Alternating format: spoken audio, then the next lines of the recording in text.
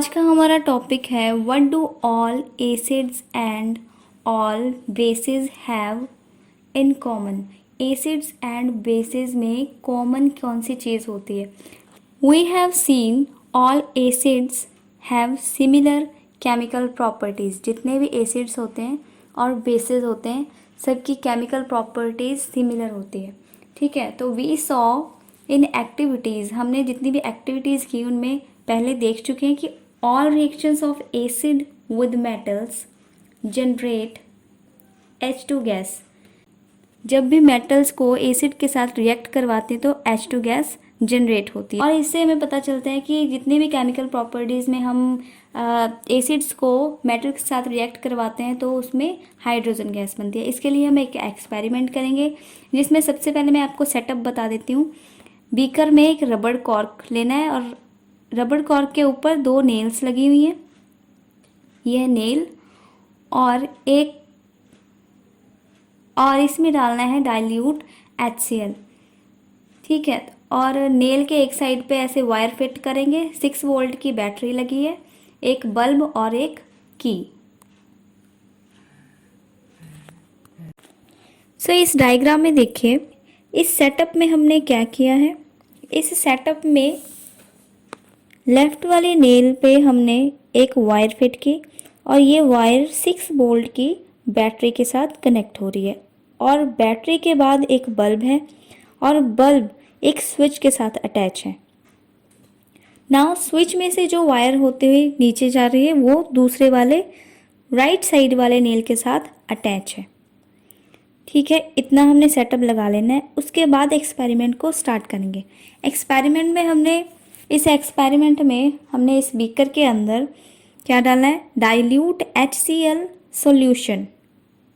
ठीक है, HCl solution है, मतलब ये क्या है, एक तरह का acid. HCl means hydrochloric acid. ठीक है, तो हाइड्रोक्लोरिक एसिड के साथ सबसे पहले एक्सपेरिमेंट करेंगे। इसमें एक्सपेरिमेंट में हमें ये पता लगाना है कि बल्ब जल रहा है या नहीं। अगर तो बल्ब जलेगा इसका मतलब इसके अंदर हाइड्रोजन आयंस प्रोड्यूस होंगे, बिकॉज इलेक्ट्रिसिटी फ्लो होगी। इलेक्ट्रिसिटी फ्लो होने की वजह से उसमें हाइड्रोजन आयंस प्रेजेंट होंगे जिसकी वजह से बल्ब ग्लो होगा। ठीक है, तो ये एक्सपेरिमेंट में हमने पता लगाना है क्या इसमें हाइड्रोजन आयंस प्रेजेंट हैं HCl में। क्या HCl के साथ एक्सपेरिमेंट करवाने से इसमें हाइड्रोजन आयंस प्रोड्यूस हो रहे हैं या नहीं। क्योंकि ये HCl एक एसिड है तो हमें यही पता लगाना है कि जितने भी एसिड्स होते हैं सब हाइड्रोजन गैस प्रोड्यूस करते हैं या नहीं। ठीक है, अगर तो इसमें बिजली पास होगी, अगर इसमें इलेक्ट्रिसिटी पास होगी तो ऑब्वियसली इसमें हाइड्रोजन आयंस प्रेजेंट होंगे। तो इसमें हाइड्रोजन आयंस प्रेजेंट होंगे, ये कंफर्म है। अगर इसमें हाइड्रोजन आयंस नहीं बन रहे तो इसका मतलब इसमें इलेक्ट्रिसिटी पास नहीं होगी। अगर तो बन रहे हैं तो इलेक्ट्रिसिटी पास होगी, अगर नहीं बन रहे तो इलेक्ट्रिसिटी पास नहीं होगी। तो यही एक्सपेरिमेंट हम करते हैं। एक्सपेरिमेंट करने से क्या पता चलता है, the bulb will start glowing. Bulb जलना स्टार्ट कर देता है in the case of this acid HCl। But you will observe that glucose and alcohol solutions do not conduct electricity. जब हमने यही एक्सपेरिमेंट ग्लूकोज और अल्कोहल के साथ किया, ग्लूकोज के फॉर्मूले में हमें हाइड्रोजन आयंस नहीं मिलते, उसमें OH नेगेटिव आयन लगा होता है। इसी तरह से अल्कोहल में OH नेगेटिव आयन होता है।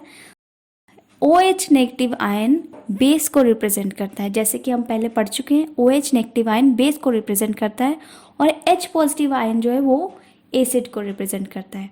ठीक है, जैसे कि हमने HCl में एक्सपेरिमेंट किया तो उसमें H पॉजिटिव आयन प्रेजेंट था, H पॉजिटिव आयन प्रोड्यूस हो रहा था, तो इसका मतलब वो एसिड को रिप्रेजेंट कर रहा है। लेकिन in the case of glucose and alcohol इनमें OH नेगेटिव आयन प्रेजेंट होंगे। जब हम ये एक्सपेरिमेंट करेंगे सॉल्यूशन के साथ तो उसमें से क्या निकलेगा, OH नेगेटिव आयन, जिसकी वजह से इलेक्ट्रिसिटी कंडक्ट नहीं हो पाएगी। इस सर्किट में इलेक्ट्रिसिटी पास नहीं हो पाएगी, बिजली पास नहीं होगी, क्योंकि इसमें हाइड्रोजन आयन नहीं बन रहा है, इसमें हाइड्रोक्साइड आयन बन रहा है।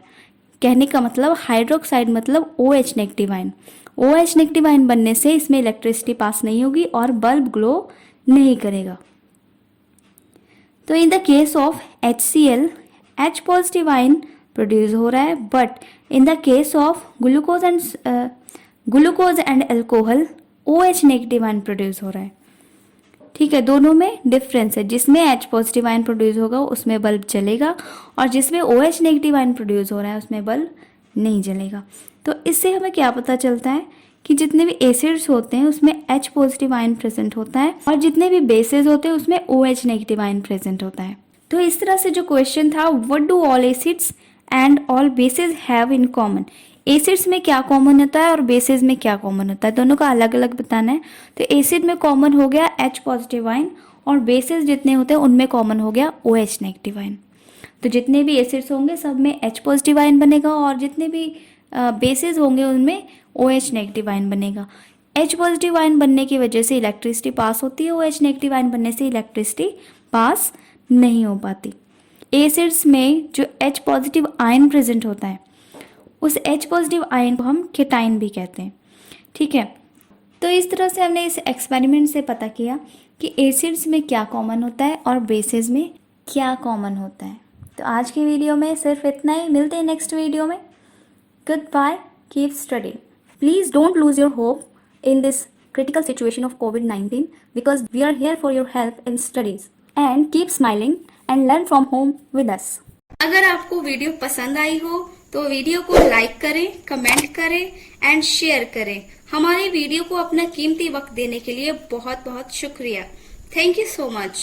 तो मिलते हैं नेक्स्ट वीडियो में। Goodbye. सब्सक्राइब करने के लिए तो कहा ही नहीं। उप्स, मैं सबसे जरूरी बात तो भूल ही गई। हमारे चैनल को सब्सक्राइब जरूर कर दें और बेल आइकन को प्रेस करना बिल्कुल ना भूलें ताकि हमारे न्यू अपडेट्स आपको जल्दी से पता चल जाए।